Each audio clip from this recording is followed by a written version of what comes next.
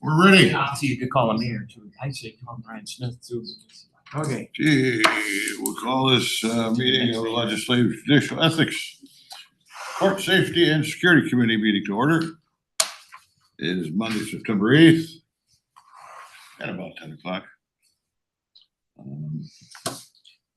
Christie, has a power notice been distributed about the meeting? Yes, it has. Okay. Okay, it looks like we have a quorum. Everybody's here.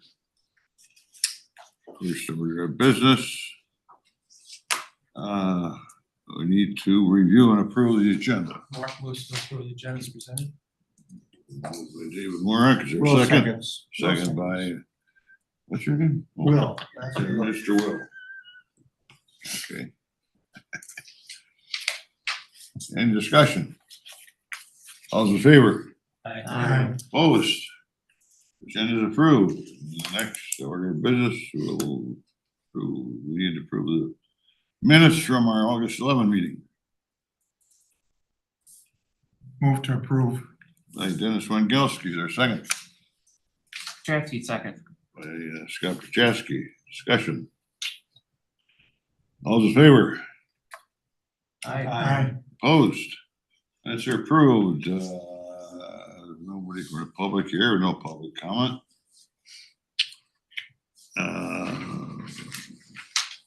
Ordinance resolutions, first off, can we put these all together, or are they all separate? Christie? They're all separate, and I believe Ryan Brown will be presenting all three. Okay. My good buddy Ryan Brown here. Welcome. How are you this morning, Fred? Welcome, Mr. Brown. We got resolution number 14 for this year, amend the Wapaka County Code of Ordinance number 45 of the General Code of Ordinance Comprehensive Plan Map. You got You're in it. charge. So I think it's going to be a little bit tricky to describe it without looking at the map here. So what's going on here is L&L propane. So they're sitting on the corner there. And so what's going on there is they're busting at the seams. They just need some more room. They want to build a pole shed, but they can't find the spot to put it on their land that they own right now. And so what's happening here, the current parcel sits at an angle like this. And so what they were looking to do is they're looking to put a building right here. They don't have the room. So what they're doing now is they're going like this and like this. This is what they're adding. And so this is going to commercial, this is going to agricultural. So this is what's going to end up happening, because they need to be the same zoning district. Once they're the same zoning district, then we're going to be able to do that boundary line adjustment. And so this first resolution, this is the one that's going from commercial to agriculture. And so this is going to be that one that's kind of like that darker one that'd be on that southeast corner there. Oh, yeah. So this is just a little bit that's going to, it's currently zoned commercial, going to agriculture. And then you'll see resolution 15 is the one that's going from agriculture to commercial, which would be that other portion that's kind of like running up that strip. Running up, I guess what would be like northwesterly from there. So 1 and 2 are related to each other. Yeah, they are. Yeah, it's kind of, there's 2 separate resolutions, but it's essentially, it's the same project. It's the same overall issue. Fair enough. Right. Questions, discussions, anybody? Mark moves to approve resolution number 14. I'll second that. Second by Mr. Wengelski. Any further discussion? All those in favor? Aye. Opposed? Resolution passes. And now, as Ryan mentioned on resolution number 15, is related just to get the little spec there for the commercial. So it's going to be changed to zone commercial rather than agriculture, right? Mhm. Okay. Any questions, discussion? All's in favor? We need a motion and We need second. motion. Move to approve All, resolution 15. okay. Second. Second by Mr. Morak. All's in favor? Aye. Opposed? Resolution 15 is approved. Resolution 16. Creation of Alpaca County Public Transportation Oversight Subgroup.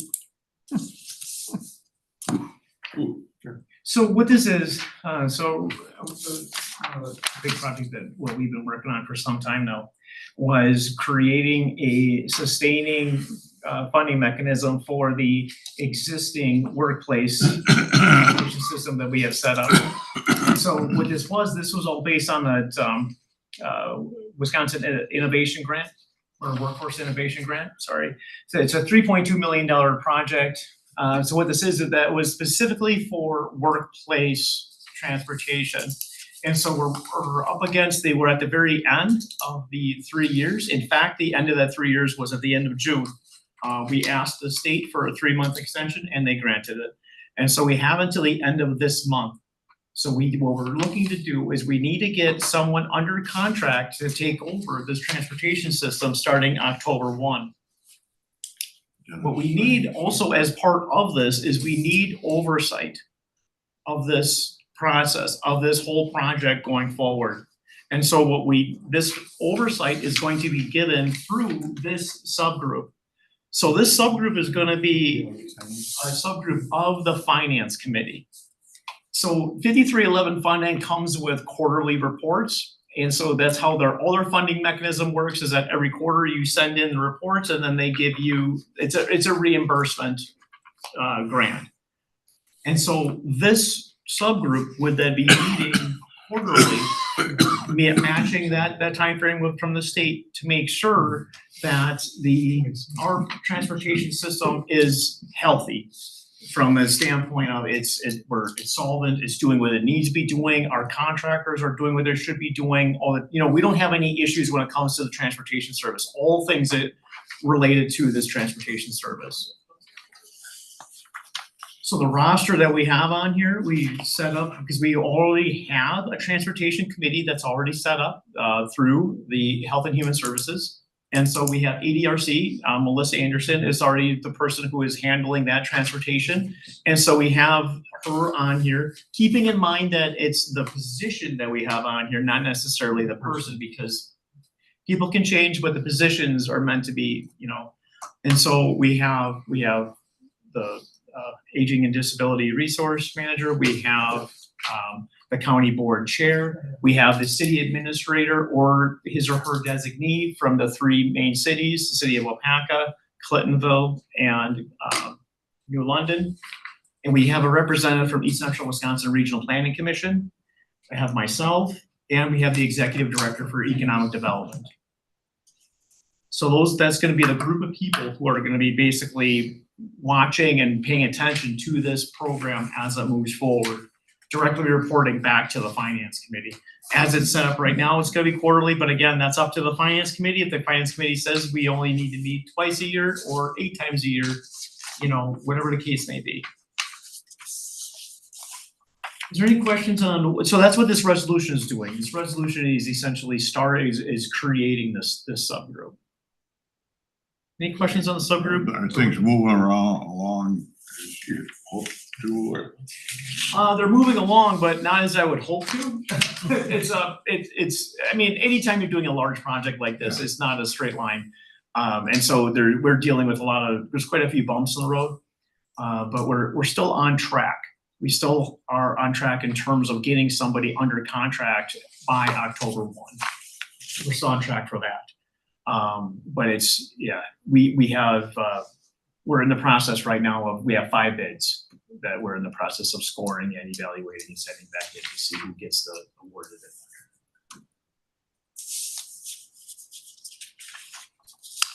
Mark moves to approve resolution number 16. I'll second that. Second, Dennis, for the discussion. It's an around doing everything, but the subgroup would be under the direct oversight of the finance committee. Yeah. As part of a subgroup of the planning and zoning committee. No, creation of a transportation oversight subgroup of the planning and zoning committee is what it says on top. You see- Oh, I'm sorry, that is, no, that's in there, that's meant to say the finance committee. Oversight subgroup. No, it's finance. There's no, it's not a subgroup of the planning and zoning at all. That's what I was wondering. Yep. Yeah, just look at that and going, I No, don't no, know why you talk to finance if you're actually under planning and zoning. no, it's planning, it's all finance. I'm Yeah. pretty smart From for North getting Fond du old. Lac. From North Fond du Lac. Yeah, from North Fond du Lac. I went to school in the Catholic school in the spring, so that's where I got Oh, you smarts should from. know. That's better. Okay. That's why you corrected this. Okay, thank you, Ryan. You bet. Well, thank you. Appreciate it. Yeah, yeah. Ryan usually doesn't make any mistakes, you know, he's pretty sharp there. He has to be. Okay. Anything else from anybody?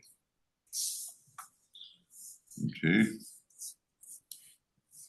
Does our district attorney have anything to say? The only update since the last time I was here of note is that the state has funded a new ADA position for our office. It'll begin in January. It's been posted. Oh, good, We'll see what happens. good. Fred, can you vote back on up? You just have to vote quick. Yes, on yes, I need a vote. I have this Supervisor Oh. Morak moved, Supervisor Approved Winkowski and seconded, and we'll need to vote Winkowski on that. seconded. Okay. All in favor? Aye. Opposed? Resolution number 16 passes. Okay. Thank you.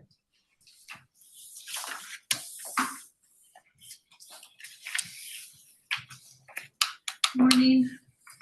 Morning. For Corp Council updates, the Scott versus the Board of Adjustment, where we have outside counsel representing the Board of Adjustment. This is a CUP to the Iowa Car Show for some non-metallic mining. Our brief went in on September 3rd, so the plaintiffs get to reply. And then the judge will decide if he needs more evidence or if he can enter his ruling based on the briefing that was filed. I've talked about J-Mark Investments against the Board of Adjustment, and that's still stalled. That was the one where the plaintiffs alleged the Board of Adjustment's brief was too long, according under the local court rules. It was two sentences too long. So civil action updates for our mental commitment cases. For our juvenile mental commitments, we filed 14 files year to date. That was an increase of 2 since we met last time. For our adult mental commitment cases, we're total 46 year to date. We had 6 new detentions filed since the last time we met. We have not filed any extensions for folks who are already on commitments, and we've had no return to more restrictive activity, that's when someone who is on commitment is living in the community but is not able to maintain safety while in the community, so they have to return to a psychiatric setting to be stabilized. So that's good. The folks have been healthy in the community, and we had one person who was on a settlement agreement not comply with the rules of the settlement agreement and did some acts of self-harm. So that person that also had to return to a psychiatric hospital for stabilization, and then we continued to get an order on that particular individual. So it actually was a relatively quiet month on the mental health side of things, which is good. For the guardianship cases, for adult guardianships, were 26 petitions year to date, which is 2 additional filings since the last time we met. Angela has filed 3 minor guardianships. Those arise out of our child welfare cases. So she had 3 year to date, 1 new filing since we last met. And we have not filed any new termination of parental rights cases since the last time we met. Angela has 1 scheduled for jury trial at the tail end of September, early October. It's a 5-day trial. So for a sibling group of 1, a single child, so who's now 3 years old. So relatively, she's, it's very aggressively defended on that case, so a lot of work that she's doing being put in the jury trial. So, for my appellate cases, we had a win. So one of our Chapter 51 extension cases, which is the case of ALH, we won at the circuit court, we won at the appellate court, and ALH sought petition for Wisconsin Supreme Court review, and the court denied that petition. So it comes back down, and we don't have to do any more work on that case. For the case with SG, we lost we won at the trial court, we lost at the Court of Appeals, and Angela filed a petition for review of the Court of Appeals decision, and that's still pending, so we don't know if they're gonna hear it or not.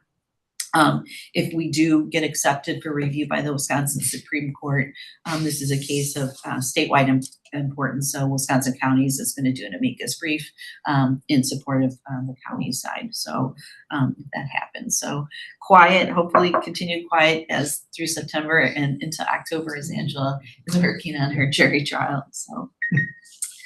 If you've been watching or attending the finance committee meetings, my office and the treasurer's office has been working diligently on in-rem foreclosures. September 11th is the last day of redemption. It was the 8-week redemption period runs on September 11th. Then folks have 30 days to file an answer to the actual civil court action. Our hearing is scheduled on October 22nd at 11 o'clock in the morning. We had one owner that had parcels that had federal tax liens on them, and that those individuals actually made payments. So it's also dealing with the IRS with these properties adds an extra layer of work to be done because they have a different type of notice that they get, and then they have an ability, if there's any sort of infirmity, to come back and vacate the judgment. So there's always risks with IRS liens on parcels. So the one that we had resolved without hearing, so that's a good thing. How many total parcels are you? So there are, I don't know, I didn't count the total parcels, but there are 13 named owners, only 13 owners, and then we filed against 4 unknown owners. So we started in the list was about the low 70s, I think 72. Yeah, so coming down good and really nicely. And I did bump into Mark on a different topic late last week, and he said there's still folks that he thinks are going to pay by the redemption date by the 11th. So I mean, yeah, they're doing a nice job. And as he has shared frequently with the finance committee, you know, there was a long delay and we didn't file these every year before he and I got together, but now we file every year. So it's people aren't so far behind that they can't catch up with the payment plan. So it's a compliment the two of you for doing being an ex-treasurer and so forth. I can see where cases got dragged out for years of the old system. Yeah, the files that I cleaned out when we moved from our office, some groupings were like 2002 to 2011, right? So it's just years and years of tax certificates. So I saw a list in the Shawano paper a couple of weeks ago, and there were just oodles of them. So yeah, we try to, you know, it's helpful for people that they don't get so far behind as well. So. And reputation now, I mean, people know we're going to jump right on the case instead of, oh, I got years and years to pay for it. Yep, and like Mark has said, he's willing to work with payment plans or if folks recognize that they can't ever, you know, catch up, then, you know, he'll allow them time to sell their property and then be able to keep their whatever equity they have in their house, if it exists, instead of us foreclosing, and then they get only the surplus value when we sell it. So, and the biggest, I think Claudia from my office has the yeoman's work on all the mailings, because they have to go, the first mailing has to go certified, and it has to go not only to the owner, it has to go to all the secured creditors. So a single parcel or single owner or / parcel might have 4 or 5 folks that needs certified mail. Yes, so some have a lot more, yeah, so we do secure, not every lien holder gets noticed because some are not secured to the parcel, but mortgage companies, second mortgages, things like that. So, yep. So hopefully we'll put that to rest, and then Mark obviously is responsible for selling all the properties. Once he has sales, then I'm the person who then does all the deed paperwork, the electronic transfer return, and I draft the deeds so we can get those from Wapaka County to the new owners. So that takes more time than I like it to do, but it's something that I get as the caboose action, I guess, on the interim foreclosures. So. Any questions about court counsel work? Who, when you do these foreclosures, and you mentioned a bunch of other lien holders sometimes, who's first in line when they? So for the in rem process, nobody. We clear the slate. We clear this, whatever is on the title, we clear, and then we pay. We have to advertise for what the fair market value is, which is we take off the assessed value of the tax return. And if we can charge for our fees in the action, for example, the mailing, the publication in the paper, the title work that's done. So we collect that from an owner who's foreclosed against, but then the surplus goes back to the owner. Okay. Or heirs if there's a decedent. So yeah, the mortgage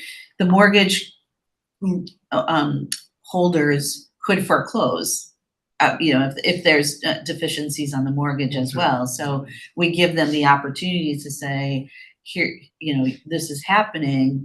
If you have any equity in this, you might want to pay the taxes to get it off the list, or work with your creditor to resolve so it doesn't, if you have any interest, it isn't wiped out.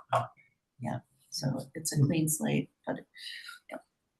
Good question, thank you. Yeah, well, it seems to can be pretty convoluted, as it's not just cut and dry. There's a lot of hands that maybe want to be made whole.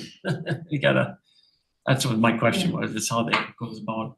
Yeah, and we used to be able to, once we had title to the property, we used to be able to transfer the property without any fees or cost, sell to other municipalities, and we can't do that anymore.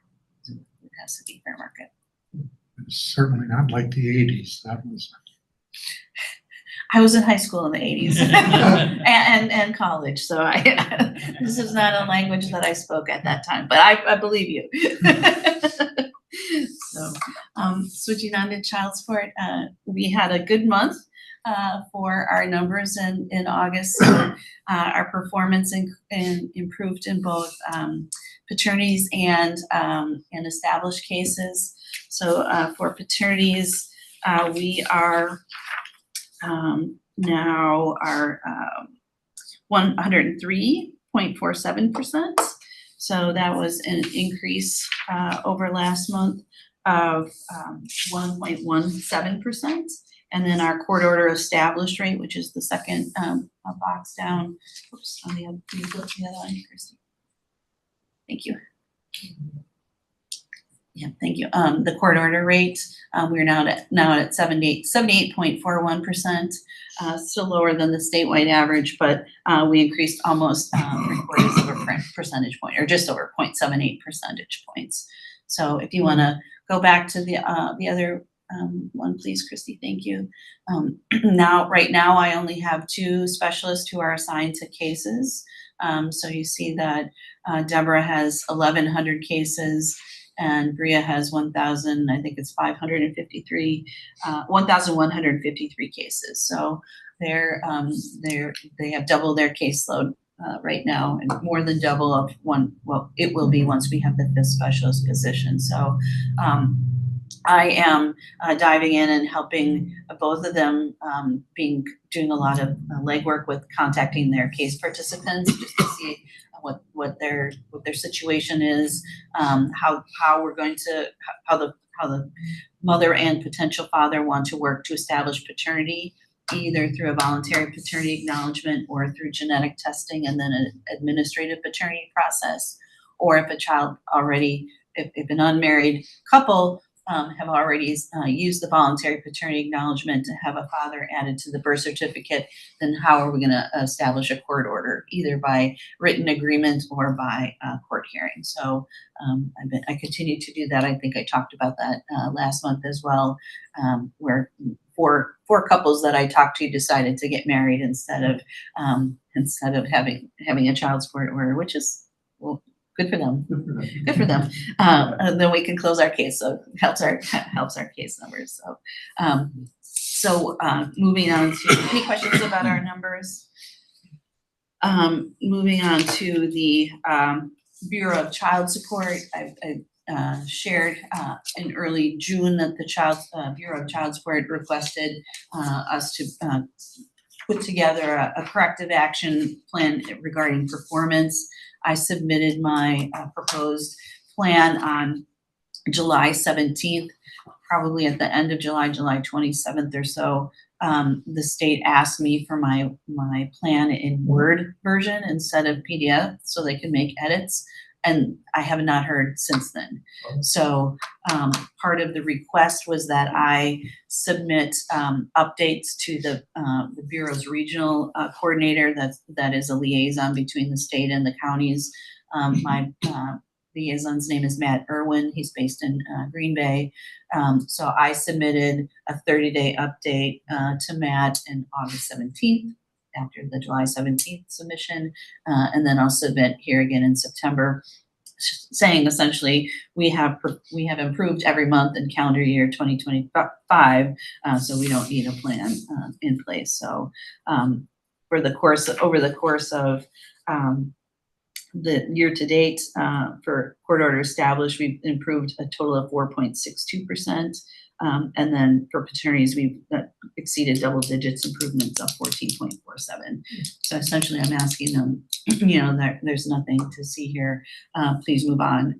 And they haven't said anything, which indicates I'm probably, if it's taking 2 months to do edits on a Word document, it might not be on the top of their list, but with improvement, hopefully we can reach the 80% on collections and 80% on court order established by the end of the federal fiscal year, which is the end of September.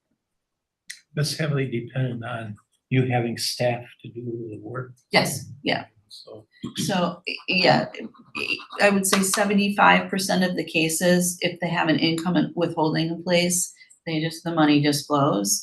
If somebody leaves an employer and we need to move the income withholding to the new employer, that can be done actively, where a payer or a recipient reaches out to say there's a new job. But if that doesn't happen, then the withholding stops until we get a report that's either monthly or quarterly. There's a national new hire list, which is quarterly, and a state new hire list, which is monthly, that the employers report to the Department of Labor, connect up their employer with Department of Labor with their socials. So that's how we can scoop people up if they haven't shared a change in their employment status. But that's manual, takes time, right? And then right now we're working really heavily on our establishment paternity cases. So the 25% of cases that don't have payments or a reason why there's no payments, we would normally be working with those folks to send out job searches or ability to work letters. And then if they're not compliant with that, then we would bring them into court for contempt. So those are some of the contempt cases, or working those contempt cases where collections aren't coming in, is the first case type that we give to our new specialists, because of the orders are already established, and it's less higher level skill to work those cases than the new cases. So hopefully once, on to my next topic, which is my recruitment update. So I had, as you know, 2 resignations, and then the 5th position that was funded for 2025, which is new. So I have two positions filled. Makaya Molash started on August 18th. She comes from the healthcare field. No, she does not have legal or child support experience at all. And then Heather Hacker started August 25th, and she used to be an office manager paralegal at a law firm. So she has legal experience, but is struggling with the way we talk in child support is what she said. So the words that we use. And then there's open recruitment now for that 5th position. Some really strong candidates in that pool. I'm very pleased. And it closes on September 12th at noon. So hopefully we'll get our 5th person up and ready in that by Halloween, hopefully. So we do, for our recruitment, I may have shared this before, we, for final candidates, we have them come into the office to do sit-asides so they can see where we work and what the screens look like, and essentially allow them an opportunity to select out if they don't feel like they want to do the work, because it's too hard to do if you don't really have a passion for it and desire for it. So, and the child support agency right now is the most scrunched group in the courthouse remodel. We have 5 people working in a space that is probably a third of this size. Yeah. So we're getting used to inside voices and how loud people sometimes click pens, and some of the keyboard sounds are just there, but so they're crunched. So but we appreciate the support that maintenance had in setting us up. But and then I'm on the 2nd floor, and then Angela and Claudia are on the 3rd floor. So, any other questions about child support or recruitment? Okay, that's all I have. Thank you. Okay. Let's see. That about winds things up, I think. Has anybody been to any seminars or meetings to speak of? Just a reminder, the Counties Association Conference is 2 weeks from today. Who's all going? Somebody else? You guys going? And what time is this? Where is this? 2 weeks from today. Okay. Okay, anything else? In the Dells, isn't it? Yep. Yeah, the Dells. Okay, guess that's it. Move to adjourn. Thank you.